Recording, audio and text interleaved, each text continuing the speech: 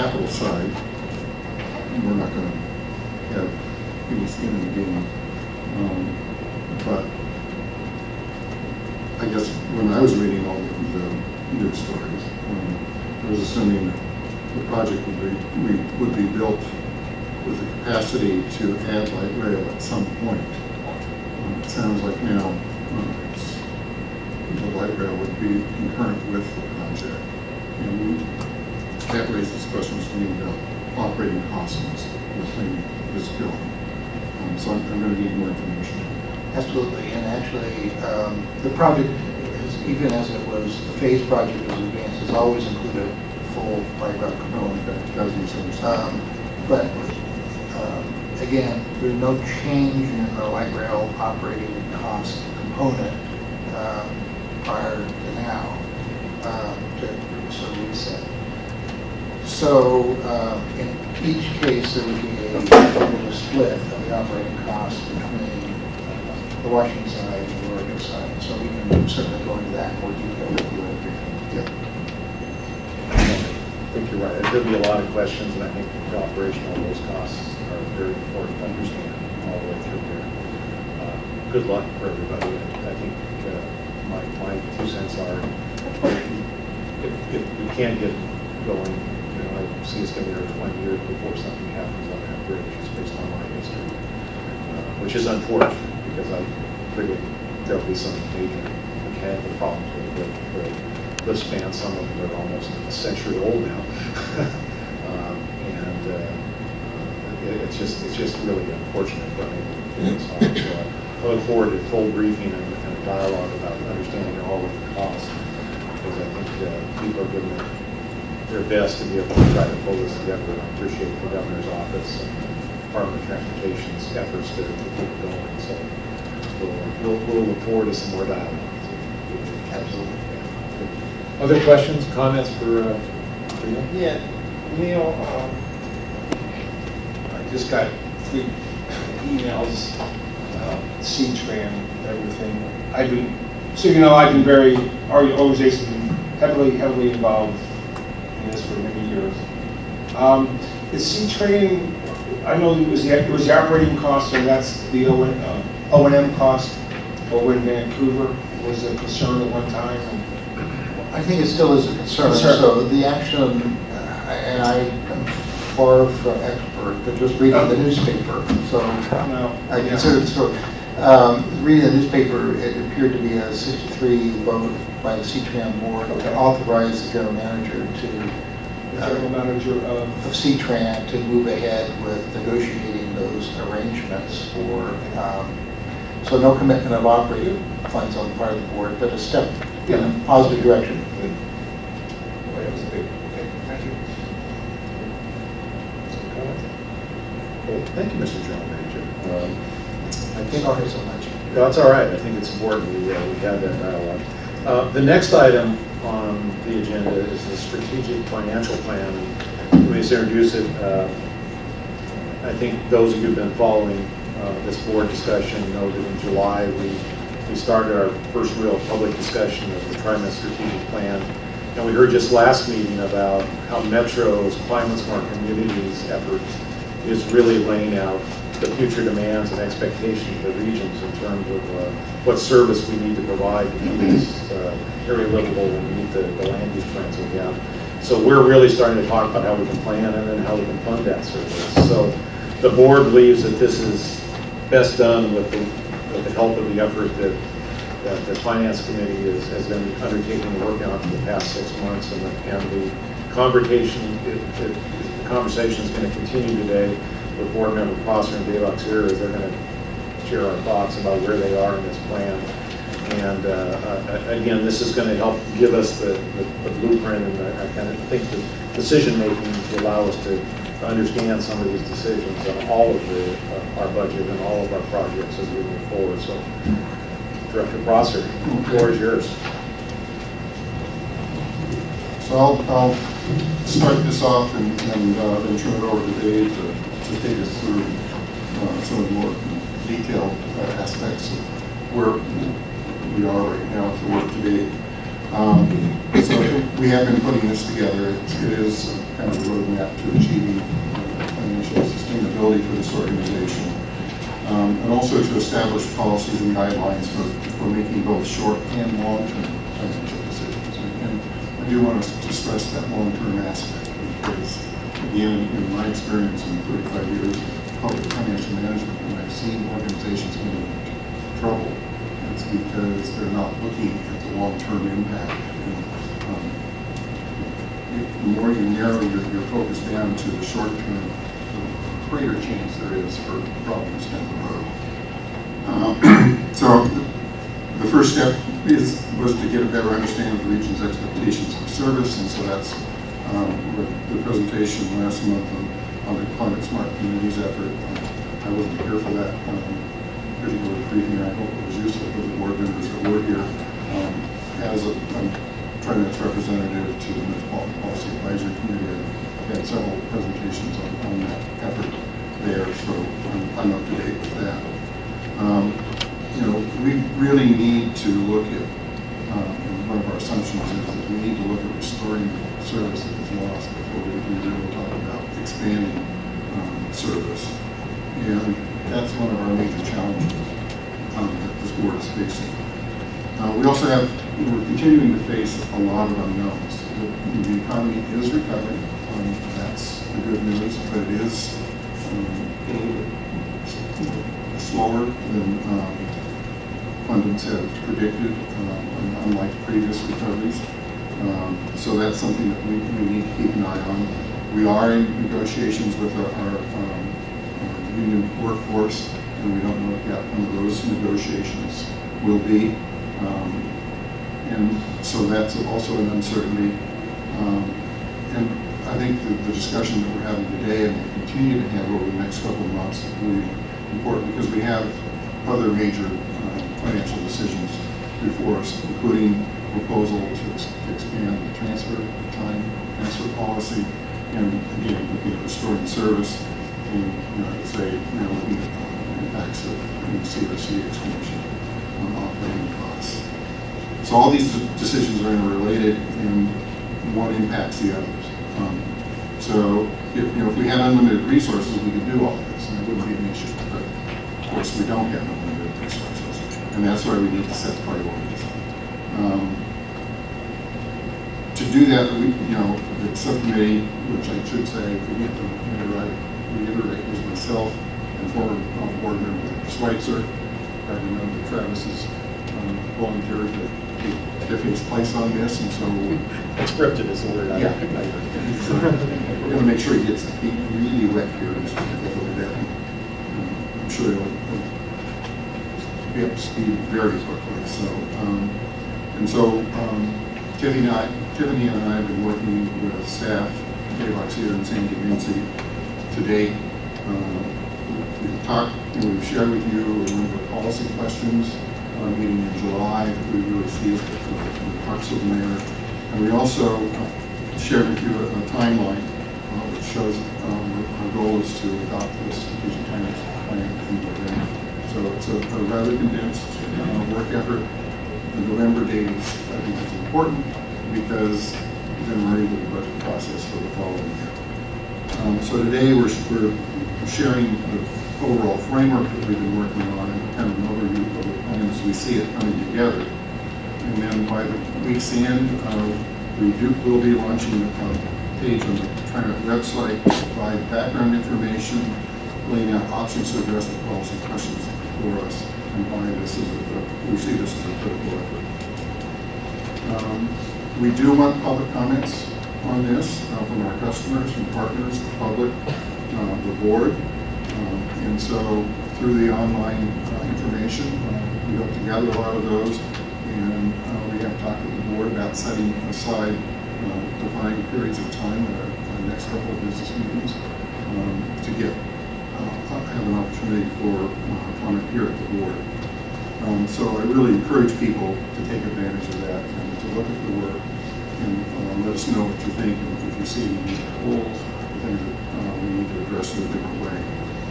This is not just a board decision, but it's a community decision, and that's why board discussion is so critical. Before I turn this over to Dave, I do want to again reiterate kind of the two major questions we face. And the first is, how do we maintain and restore service? So, and that entailed in that is, how do we ensure that current revenues are adequate to cover expenditures, and how do we ensure that the expenditures are at the appropriate level? The second question is, how do we expand service? We know through Climate Smart Communities and other efforts in the region is really looking at trying to play a major role in meeting regional goals. And so how are we going to pay for that? Is our existing, will that have to come out of our existing revenue stream, or we're going to have to look at enhancing revenues or cutting the costs to make that work? At our October 9th board briefing, we'll continue this conversation with a work session, and I'm really hoping that will be a more interactive discussion here at the board, and some brainstorming to make sure we get the ideas on.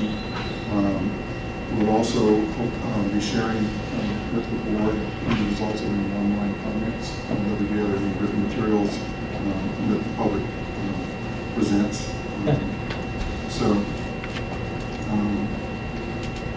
Again, I think in kind of summary, just remember that this plan is intended to be a framework for our decision-making at the board as we move forward and address some of these challenges that we see coming up. So with that, I think let me turn it over to Dave, and he can walk the board and the public through some of our work today. We have shared a beautiful little multicolored chart that's not on the web now. It will be soon, and we've also, I know, shared our timeline before. So with that, Dave, you're done. Great. Go for it. I'll be speaking primarily about the key concepts that are outlined in this colored chart. As Craig mentioned, there's huge regional expectations of TriMet, and that we'll be needing to triple our mode split by 2035, or the transit mode split, and which will require us to more than double our service in just 22 years. The first step in building our transit network for 2035 is really to restore the frequent service and then implement the regional service enhancement plans. And that's what's demonstrated by the blue part of the chart, just the huge expectations on TriMet. And then so the key concepts on how we can build that transit system are really outlined below. And so the key concept that we're proposing is the idea of dedicating the increased revenue from employment and ridership growth to restoring and expanding service. This is different than what we've necessarily done in the past, where a portion of that revenue has been going to funding existing service. So if you think about the payroll tax, which is our major revenue source, accounts for 54% of our operating revenues, it really grows for two major reasons. First being wage growth. So that's generally wages keep up with inflation, cost of living, and that increases our payroll tax revenues. They also go up as employees become more productive and more valuable to their employers. Wages generally go up. But the second real component of that revenue growth is the payroll tax revenue growth comes from employment. And as additional jobs are added, new employers come into the region, or existing employers expand and hire more people, our payroll tax revenue grows. So if you think about that element of growth, it has really two impacts on TriMet. Obviously, it increases our payroll tax revenue, but it also adds to the demand for our services.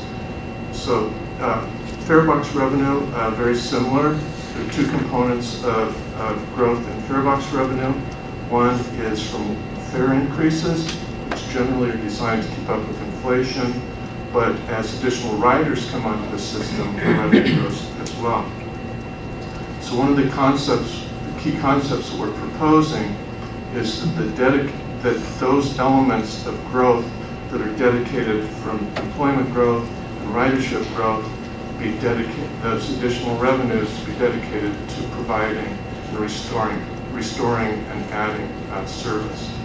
So that is not something we've necessarily been really successful at in the past. But is a key element to how we can grow the system. Even that won't be enough to fund the more than doubling of the transit service.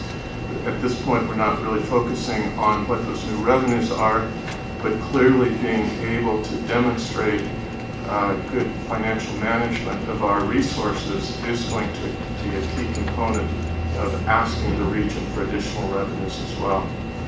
So the three other key components that are equally important really in how we in this roadmap, and these are the last three pieces, bars on the graph.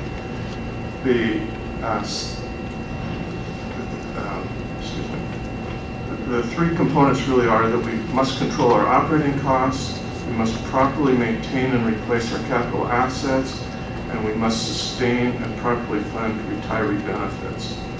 These are equally important really to how we manage our revenues.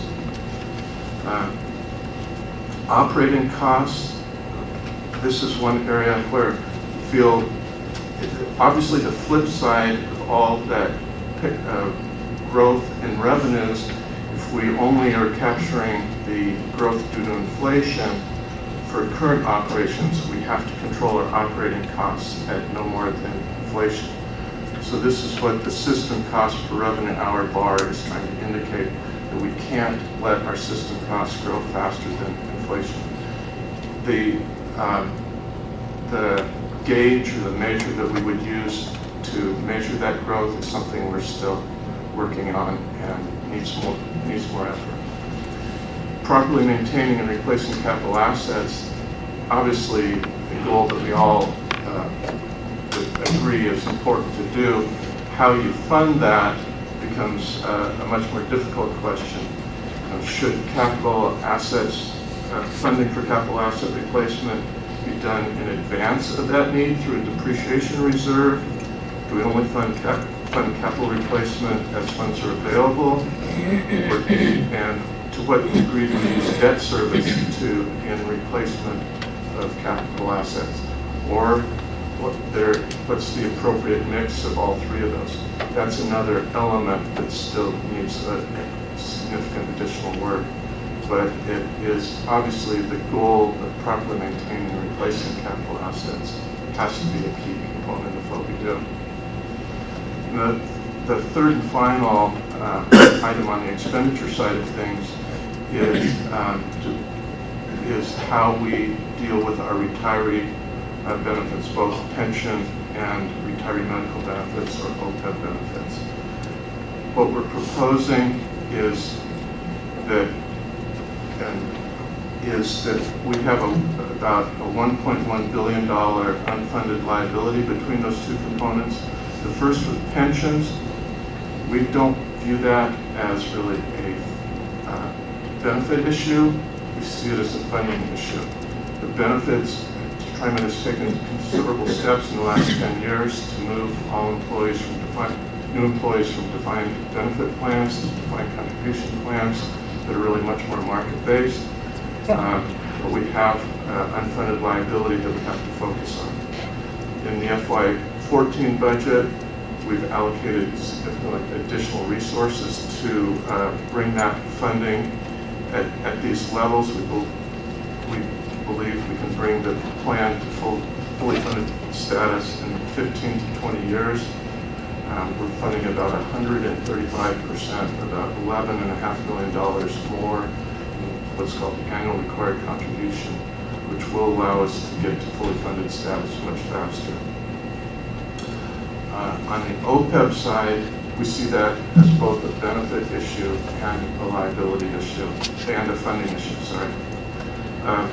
The strategic plan, as we're proposing, calls for significantly reducing the liability through reductions in benefits eligibility and increased employee contributions to these, and retiree contributions to these benefits.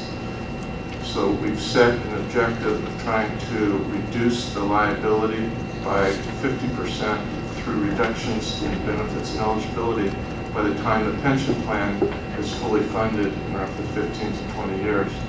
We believe that'll have to be done incrementally, but it's an important objective.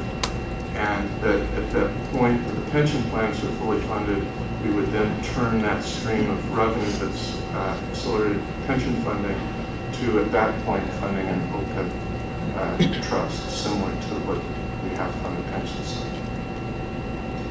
That's a very quick summary of the key components of the strategic financial plan. Lots of issues around those.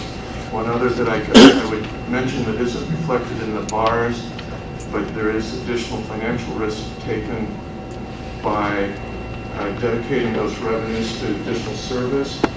We might think it's appropriate to revisit the fund balance policy, which currently only calls for 2.5 months of operating expenses. If all this new payroll tax and care box revenue is going to new service, you might want to consider increasing the fund balance reserve. It's our equivalent to a rainy day fund.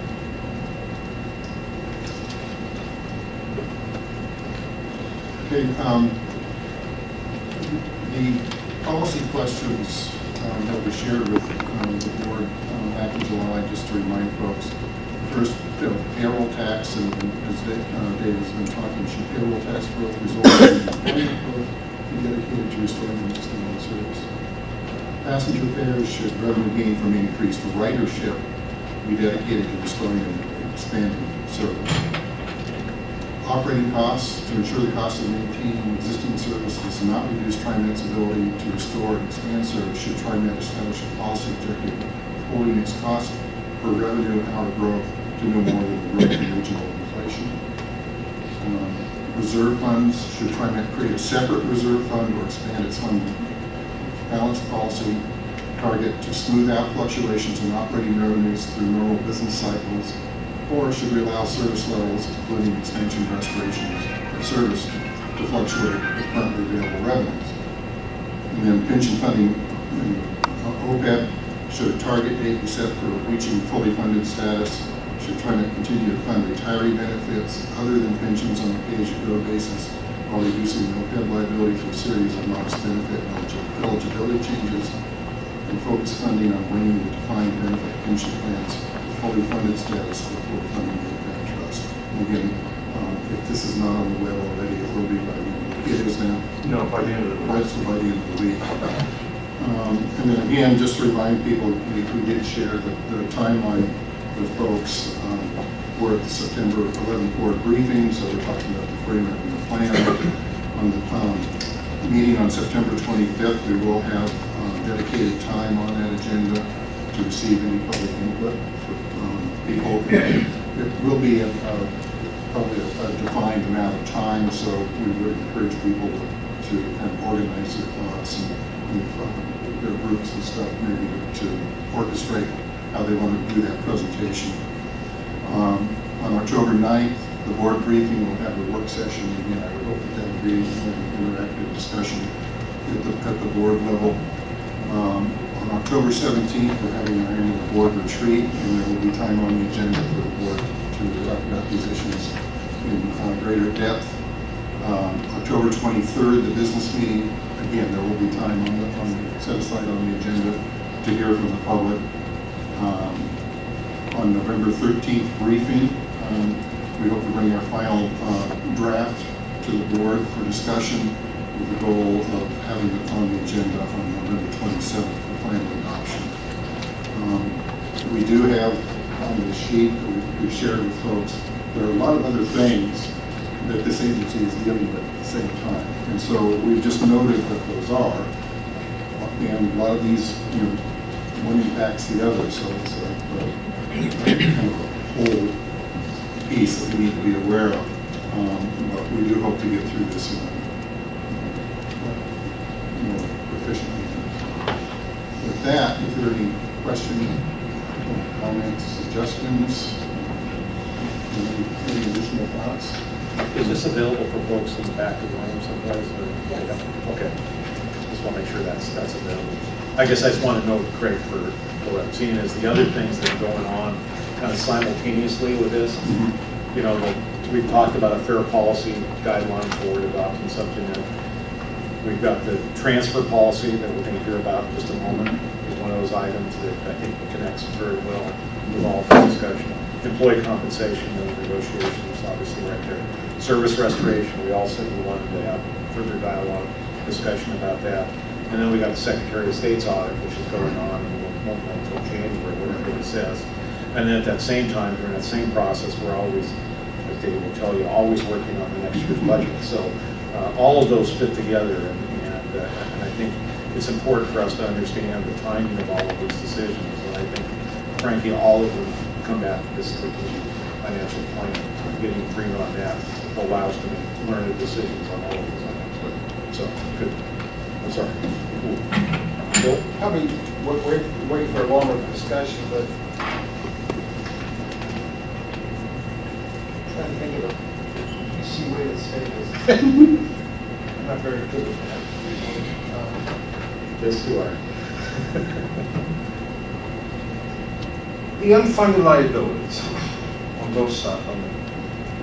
Has there been a history of this at this agency, if you can tell me that? This seems huge. And I wonder, It is huge. very briefly, Dave, because we're going to meet after this. Yeah. The OPEB liability is very, very large relative to our revenues. We do have comparative information on that. It's an element of our discussions in labor negotiations, obviously. We can share that with you. I don't have them right here. Okay. This is, TriMet has had OPEB liability since 1971. The very first contract that was negotiated between TriMet and the Amalgamated Transit Union put in retroactive retiree medical benefits for all retirees. So the liability's been there since 1971. We'll go to the meetings. Thank you. I think next meeting, we're going to have our financial auditor's report. So we'll be able to see some information on all of this, especially the OPEB and pension liabilities. We can ask some questions about how we compare to other agencies, which is Touche. yeah. Good. Good. Other questions on this strategic financial plan? I guess I just want to say thank you to you and Tiffany, and I know you're going to maybe try to corral Tiffany to see if she might need help out on this effort for, as a citizen, helping out. But this is going to be very helpful.